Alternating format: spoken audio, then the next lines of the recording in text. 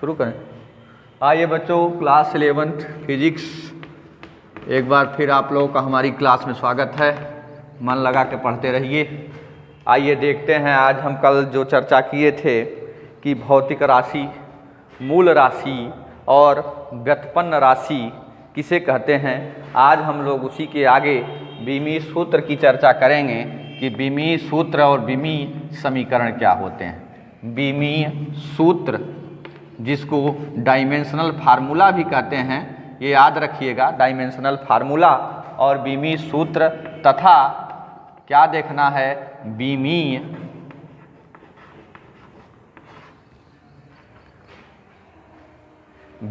सूत्र तथा बीमीय समीकरण।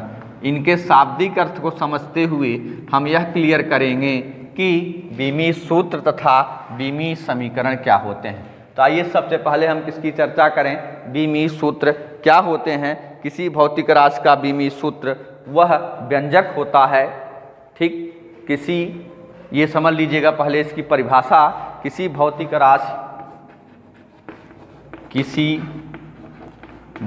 राशि, अब कल बताए थे भौतिक राशि किसे कहते हैं, यानी अगर आप पिछली चीज़ों को नहीं पढ़ते हैं तो आप फिजिक्स में फिर वो आपके लिए हानिकारक सिद्ध होगा।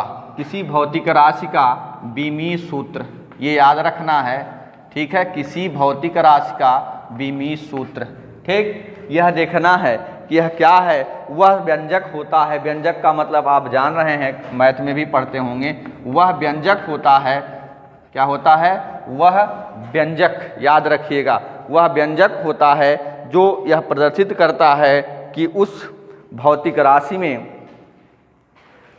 किसी मूल राशि पर क्या घात लगाई गई है। ये समझ लीजिएगा, किसी भौतिक राशि का बीमीय सूत्र वह व्यंजक होता है जो यह प्रदर्शित करता है कि किसी भौतिक राशि में, या किसी भौतिक राशि को हटा दीजिएगा, किसी मूल राशि पर कितनी घात लगाई गई है या कितनी पावर उसकी है। या आप ध्यान दीजिएगा, उस भौतिक राशि में किस मूल राशि की कितनी बीमाएं हैं। परिभाषाएं आपके नोट्स में लिख के दी गई हैं, आप जब उनको पढ़ेंगे समझेंगे तभी कुछ समझ में आएगा, अदरवाइज आपको नहीं समझ में आएगा। किसी भौतिक राशि का बीमीय सूत्र वह व्यंजक है जो प्रदर्शित करता है उस भौतिक राशि में किस मूल राशि की कितनी बीमा है, किसी मूल राशि की कितनी बीमा है। अब आप जानते हैं कि भौतिक राशि में किसी मूल राशि का मतलब क्या है, हमारी जो फंडामेंटल्स यूनिट थी, मूल राशि की कितनी बीमा है। कितनी बीमा का मतलब बताए हैं, पावर, कल ही बताए थे। जो हम किसी भी मूल राशि पर जो घात लगाते हैं उसी को हम क्या कहते थे, बीमा कहते थे। और यहाँ पर हम ये देख रहे हैं किसी भौतिक राशि में जो मूल राशियाँ होती हैं, इस बात को याद रखेंगे, मूल राशि कितनी है, कौन सी मूल राशि कितनी है या कितनी उसकी घात है, उसी को हम बीमीय सूत्र कहते हैं। जैसे उदाहरण देखेंगे समझ जाएंगे। परिभाषाएं थोड़ी कठिन होती हैं, लेकिन जब समझ में आ जाती हैं तो कुछ दिक्कत नहीं होती। जैसे कोई व्यंजक हम ले लेते हैं, ठीक है, अगर किसी का बीमीय सूत्र लिखना है तो उसमें मूल राशि 3 ही हमने कहा था ना, आप याद रखिएगा, MLT। अगर हम कहें कि यदि किसी भौतिक राशि की द्रव्यमान में बीमा, जैसे उदाहरण देखें, यदि किसी भौतिक राशि में, कोई भौतिक राशि लेंगे, यदि किसी भौतिक राशि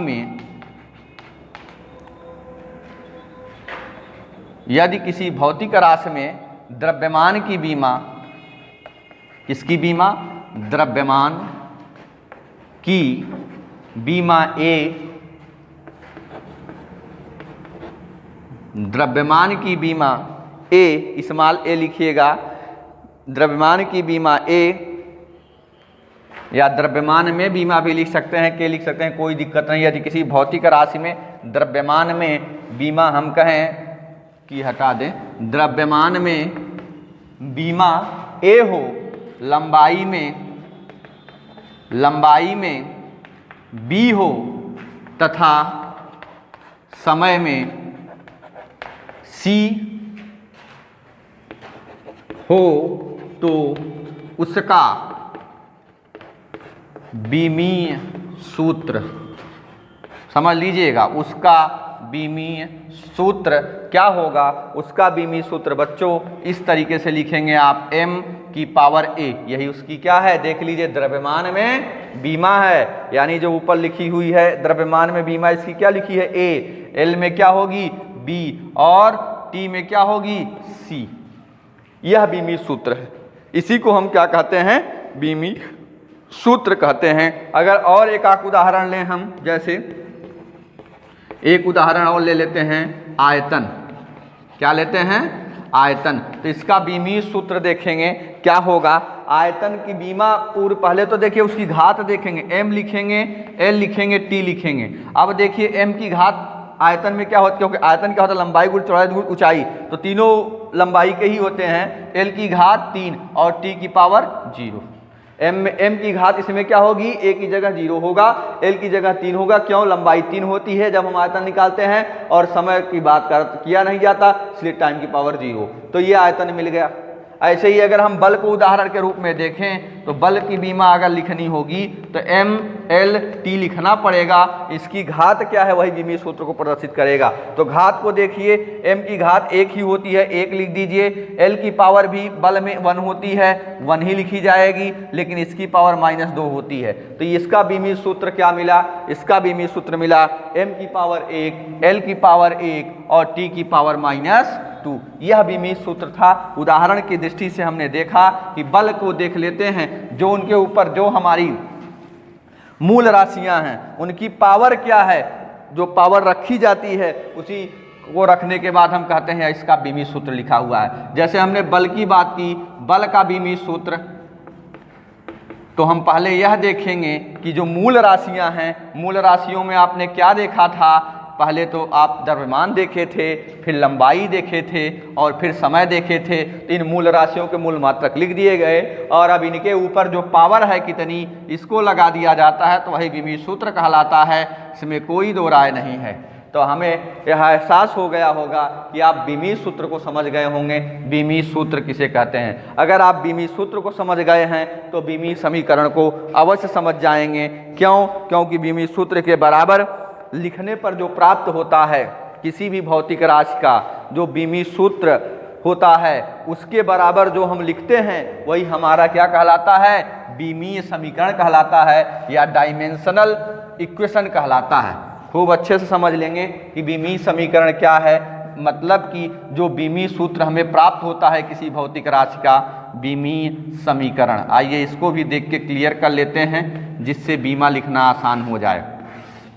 तो बच्चों, बीमीय समीकरण का मतलब यही है कि जो बीमीय सूत्र प्राप्त होता है उसके बराबर जिस राशि को, जिस भौतिक राशि को लिखा जाता है, वही हमारा बीमीय समीकरण कहलाता है। इसकी परिभाषा आप अच्छे से याद रखेंगे। बीमीय सूत्र के बराबर लिखने पर प्राप्त समीकरण उस राशि का बीमीय समीकरण कहलाता है। किसी भौतिक राशि का बीमीय सूत्र के बराबर जो समीकरण लिखा जाता है, उसी समीकरण को हम क्या कहते हैं, बीमीय समीकरण कहते हैं। जैसे इसके पहले हमने चर्चा किया था बच्चों, बराबर का ही यहाँ ये ध्यान दीजिएगा। वहाँ पर क्या होता है, जो पावर पे लिखा जाता है किसी मूल राशि के, वह बीमीय सूत्र कहलाता है। लेकिन यहाँ पर जिस भौतिक राशि को आपने लिया है उसी के बराबर उसके बीमीय सूत्र को लिख देना, कोई अंतर नहीं है, छोटा सा अंतर है। कोई बीमीय सूत्र अगर दिया है, उस राशि, उस भौतिक राशि के बराबर लिख देना ही क्या कहलाएगा, बीमीय समीकरण कहलाएगा। जैसे हमने आयतन ही लिया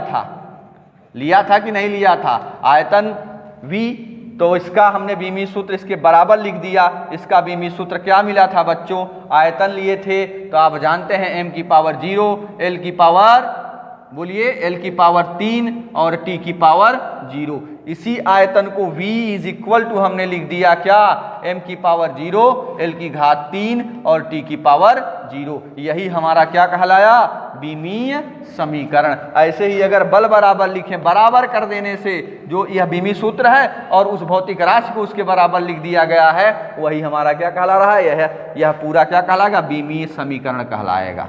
क्या कहलाएगा बच्चों, बीमीय समीकरण। शब्दों को समझते चलिएगा, जितना आप नोट्स पढ़ेंगे उतना आपका कॉन्सेप्ट क्लियर होता चलेगा। यानी फिजिक्स आपके लिए आसान बना देंगे, लेकिन तब जब आप पढ़ेंगे।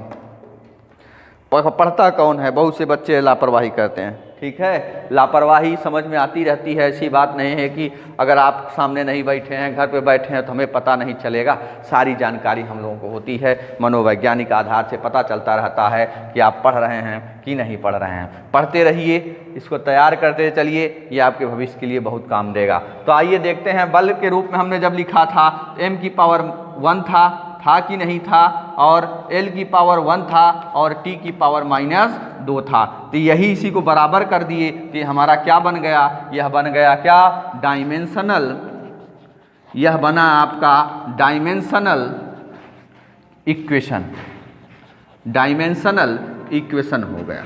क्लियर? इसी को हम बीमी समीकरण के नाम से जानते हैं। ये बहुत अच्छे से हम समझ लेंगे, क्योंकि इसी को हम जानेंगे तभी आगे चल के जितने भी बीमी सूत्र भौतिक राशियों के ज्ञात किए जाएंगे वो इसी की सहायता से ज्ञात किए जाएंगे। और बीमी समीकरण को भी आगे हम देखेंगे कि बीमी समीकरण क्या होते हैं, यानी कि दोनों तरफ की बीमाएँ आपस में बराबर ही होती हैं। इसलिए बीमी समीकरण तभी संतुष्ट होता है जब इधर की बीमा इस बीमा के बराबर होगी। तो आगे उसकी चर्चा हम आगे करेंगे, लेकिन यहाँ पर आज हमने यह डिस्कशन किया कि बीमीय सूत्र किसे कहते हैं और बीमीय समीकरण किसे कहते हैं। किसी को कोई प्रॉब्लम होगी तो वो आप क्या करेंगे, नोट्स से पढ़ के समझ लेंगे। सारी चीज़ें स्पष्ट कर दिए हैं। बीमीय सूत्र क्या होता है किसी भौतिक राशि में, ठीक है, जो मूल राशियां होती हैं उनके ऊपर जो हम घाते लगाते हैं या जो उनके ऊपर मान लिखा जाता है वही हमारा उस भौतिक राशि का बीमीय सूत्र कहलाता है।